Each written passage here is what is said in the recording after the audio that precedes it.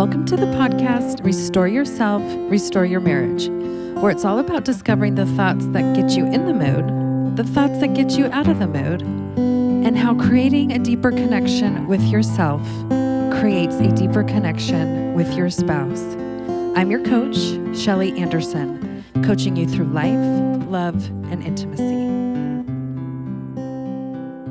This is episode number 167, Guardians of Our Intimacy Galaxy. What are we going to be talking about today? Well, the interesting thing is my husband shared an article with me, and I knew this stuff existed, and I knew it was out there. I knew it was on the rise, but I finally decided to take a closer look at it and open up my own understanding about what the reality of AI looks like when it comes to marriage and when it comes to intimacy. And so as I read through this article, I was like, oh no, here we go.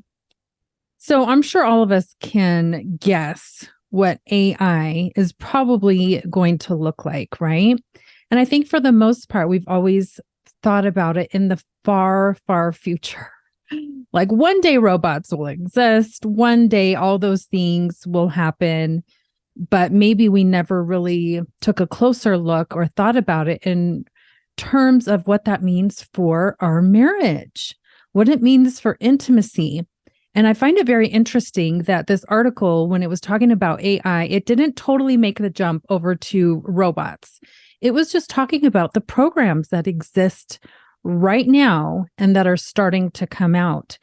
And so as I was like thinking about this, I was like, this is kind of like a baby step into AI, right? I think it would be a hard leap for everyone and husbands and wives to just jump over to trying to have a sex robot or a robot that would take the place of our spouse, right? That seems like a very big jump. But if anybody in a marriage is on the internet and needs to use technology to function, then we have probably already had an experience with AI and may not have even realized it. I was doing something on the computer last week, and I remember thinking after about 20 minutes, I was like, I think this is an AI program. I don't think there is a human at all on the other end. And that's the thing about AI. It learns how you work on an individual basis, and it tries to adjust and adapt. So this really made me think about this kind of baby step of AI and what that means for us, because we may not be turning to robots right away, but if we're struggling in our marriage and if we're struggling with intimacy, man, if we get on the computer to either look for help or even maybe we're just looking for insight into how to improve our marriage, we may end up somewhere where we are going to have an experience with AI and we may not even be totally aware of it right away. So this may end up posing some challenges for us because a lot of times when we're struggling in our own marriage, our brain can kind of drift off. And sometimes we can start to think about what we wish our spouse would be like, right? And this can happen on a very practical level. Like I think for a lot of women, we're like, oh, I wish our husband would have deeper conversations with us, or conversations that last longer, or that they would help out with the kids more, or be attentive to certain things more without me having to tell them. And I think for the husbands, they can also be having their own thoughts about, I wish my wife was more in the mood and that she would do more of the initiating. And I wish that she experienced spontaneous arousal like I do. And that it wouldn't have to be such a drawn out process. And I wish that she would want it more. And so I think both husband and wife can easily fall into this daydream of idealizing and wishing what our spouse could be. I've talked to clients who easily fall into this category and don't even realize it, right? They will find very small things to horribilize about their spouse because in their mind, they believe that there is a perfect spouse out there and a spouse that is the most romantic, the most attentive, the most all the things. And so when we don't see that in our real life spouse, we become very frustrated and we want them to be this perfect spouse. And so with the option of AI, we can find that, wow, maybe there's going to be a lot of opportunity to not go down the robot route and not even go down the infidelity route, right? Because we're not necessarily going to be having sex with an AI program, but it could lead us down some very strange roads. We may find that interacting with an AI spouse could be all the things we've been wishing our spouse would be. And we can even customize an AI program to look like our spouse on the computer screen, right? So this may really lead to an area where it's easy to justify going down this route because it's not the affair route. It's just another version of our spouse whom we love, right? We can even find that we justify by saying, hey, this is going to keep me faithful. This is going to keep me from having an affair. Now, something that I found very interesting in this article is it was bringing up the topic of loneliness. And they were definitely relating that to our use of technology, which is so fascinating, right? We think that with more technology, we're going to be more connected. We're going to be closer. We're going to reach out and establish those relationships with people who are far away from us physically. And that may be taking place. But the level of loneliness that is also taking place is skyrocketing. And so we're going to really need to take a close look at this and say, wait a minute, am I actually using technology for the good reasons that exist? Or am I kind of heading down a road where I'm using technology, but it's actually not helping my relationships grow and develop? I actually do feel more lonely. I'm actually wasting a ton of time without developing the relationships and receiving the benefits. So we're going to have to take a little bit of a closer look at ourselves and how we are using technology and make sure that we're not going to just look at our spouse and become critical of what they're doing and how they're using it.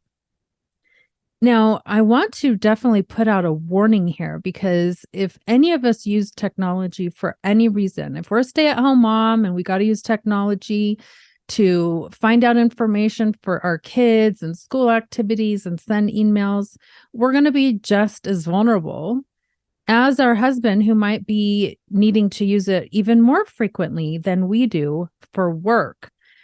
So it's possible that he may already be using AI for work because AI is already coming into the work fields at an alarming rate. And it is probably already existing to some degree in some area in business that we may not be aware of. And so I think it's time for us to really reconcile that it has arrived and it's going to move at a fast pace, partly because it is so adaptive. And so we want to make sure that we're not left in a state of being naive of what is actually taking place. So even in my coaching business, right, we may think, oh, it's so one-on-one and I'm very in charge of the way I create my business and how I promote it and do all these things. And I'm watching how AI wants to come in and take over so many of the aspects of even just a coaching business. And coaching isn't as established as a lot of other businesses that have been around for so much longer.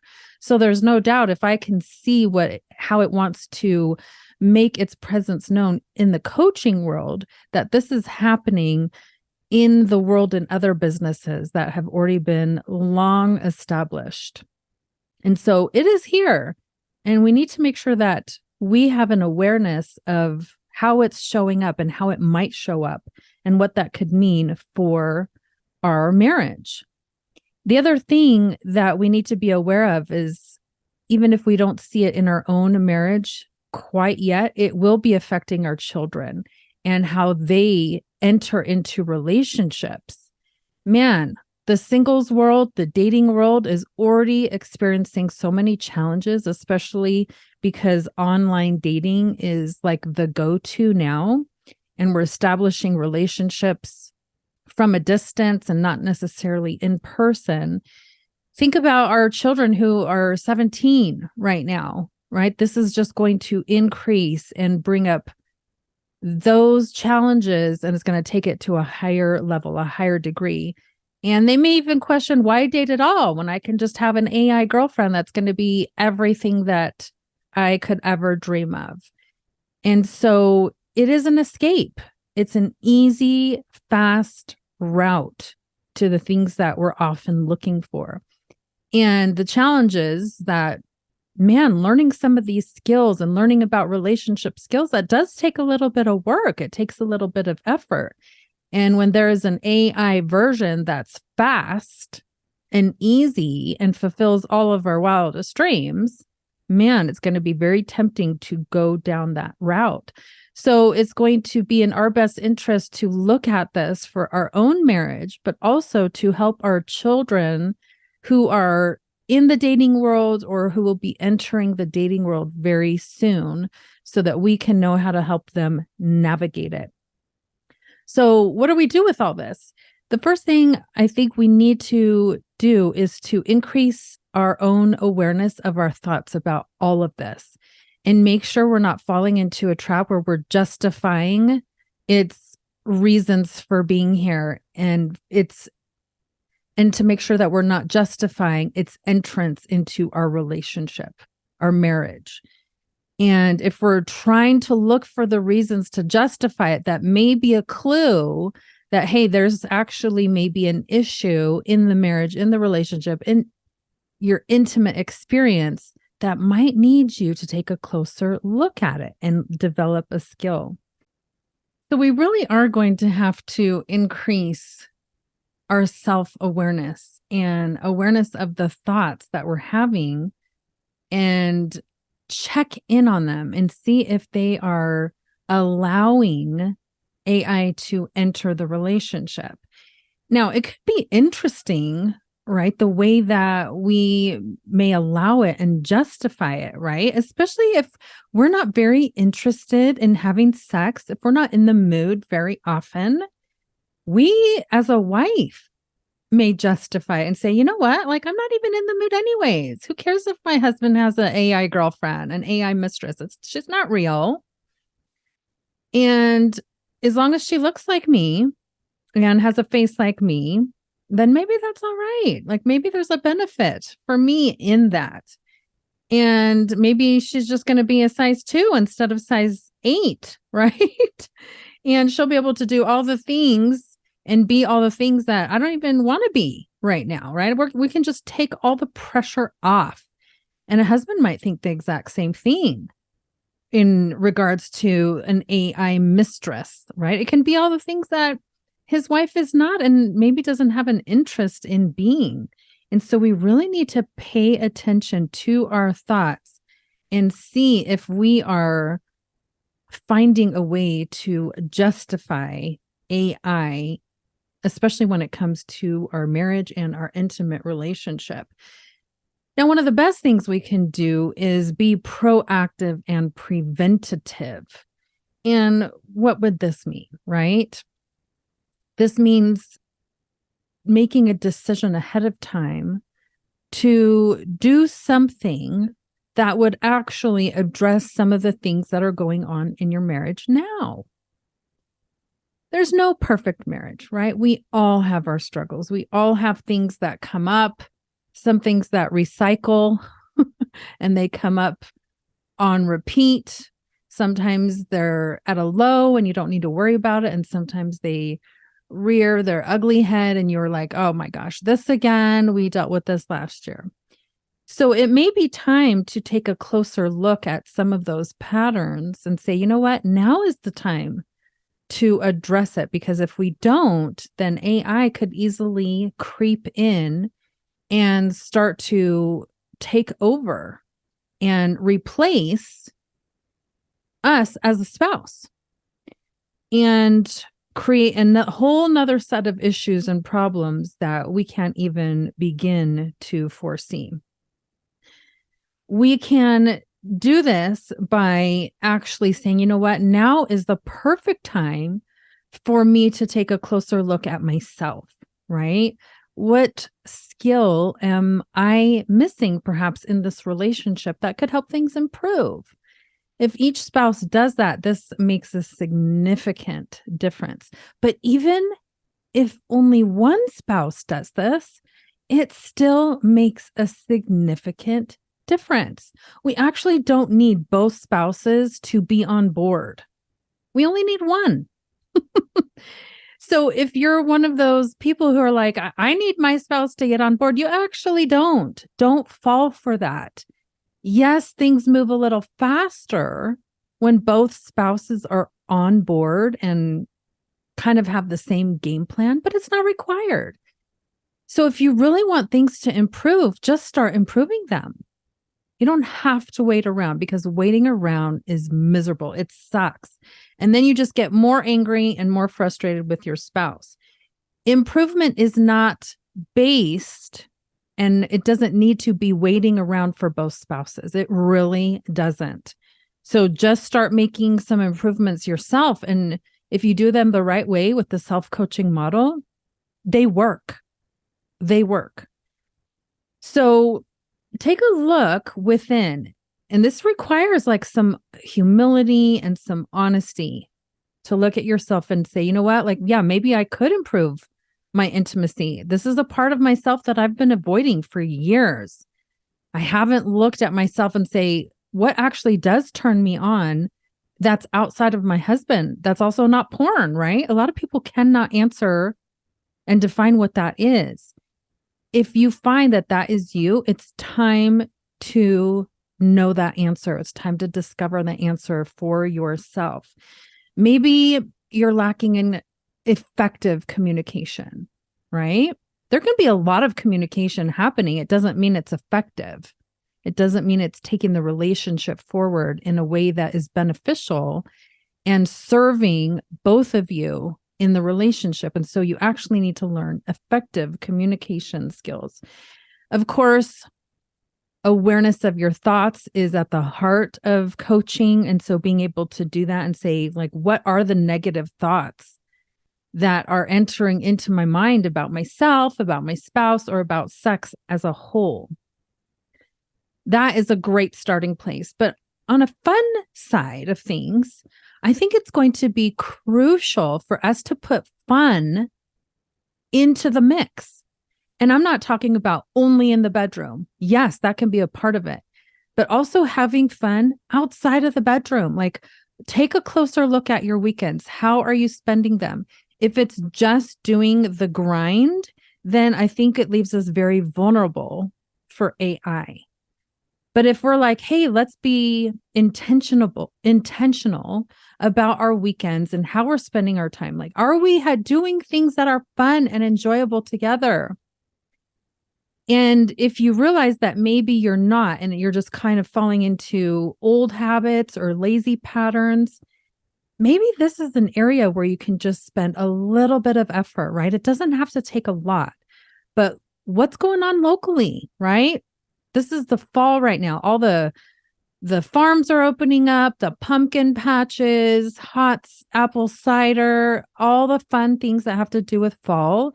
There are so many opportunities available to us to put some fun back into the routine so that we are actually having real, live experiences that trigger the dopamine, not artificial experiences that trigger the dopamine.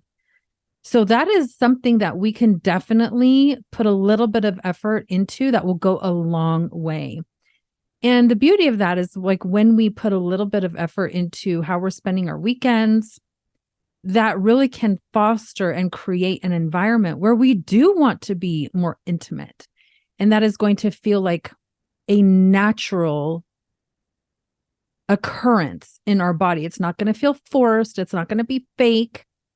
It's going to feel natural. And that's beautiful. That's a beautiful thing to experience. It's awesome to experience desire show up in your body and say, yes, I want to be close to my spouse. I want to be intimate. I want to share our love on a deeper level.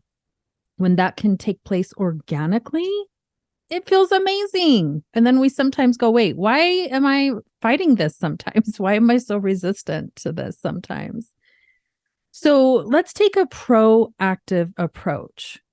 And I want to remind everybody that on my website, shelly.andersoncoaching.com, we have several free options that are available to help you understand yourself on a deeper level. And then therefore, you'll be able to understand your spouse on a deeper level as well. So make sure you get on my website. On the home page, just scroll down. You're going to see a lot of free downloads available to you on a variety of topics.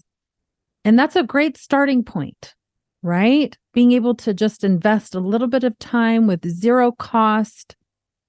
That's a great starting point. Now, if you want things to move along a little bit quicker, there's obviously some more options for you, right? On my website, you can take a mini course that's affordable for everybody.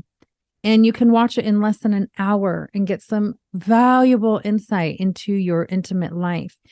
If you want a deep dive and say, you know what, it's time. I really need to figure these things out for myself. I need to make sure that I am engaging in intimacy with intention and with purpose, and that those meanings of having sex are my own and not just my spouse's, and that it's not just done out of duty. If you need help with that, make sure you sign up for the course, that deep dive course that's called the Emotional Intimacy Effect, intimacy beyond sex, right? Because that's usually what women are craving and missing.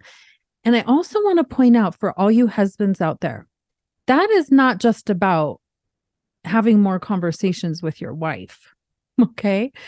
This is a deep dive into her experience with arousal and what turns her on. This course explores the prerequisites for women to get aroused, because men don't require specific requirements to take place before arousal, but women do. And if you don't know them and can't name them, then you definitely need this course. A wife needs it so she can learn this about herself, and a husband needs it so he can know these things about his wife, because both husband and wife are not operating on the same system of arousal. They're very different. And so if we don't know those differences and we don't know those components, then intimacy starts to feel very frustrating for both spouses. So make sure you check that out. We also, of course, have a membership. It's only $39 a month that helps dive into these topics on a consistent level. Every month we go deeper. And of course, there's one-on-one coaching. So if you really want to have results that come fast and are effective, then one-on-one coaching is the best way to go on that. Now, as we get to the end of this podcast episode, I want to really point out that as women discover how to have a better intimate experience for themselves, their husband really does benefit. And so this is not just a way to try to trick a husband into having more conversations. You will have more conversations if you are involved with me in any way, especially with the courses or the membership or coaching. But the conversations are going to be progressive. Like they will help you understand and discover so much than you could ever discover about yourself without those helps. So it's not just having these conversations with no goal. It's these conversations will have goals in mind and will take you further down that intimate road than anything else. So let's take some proactive steps this week.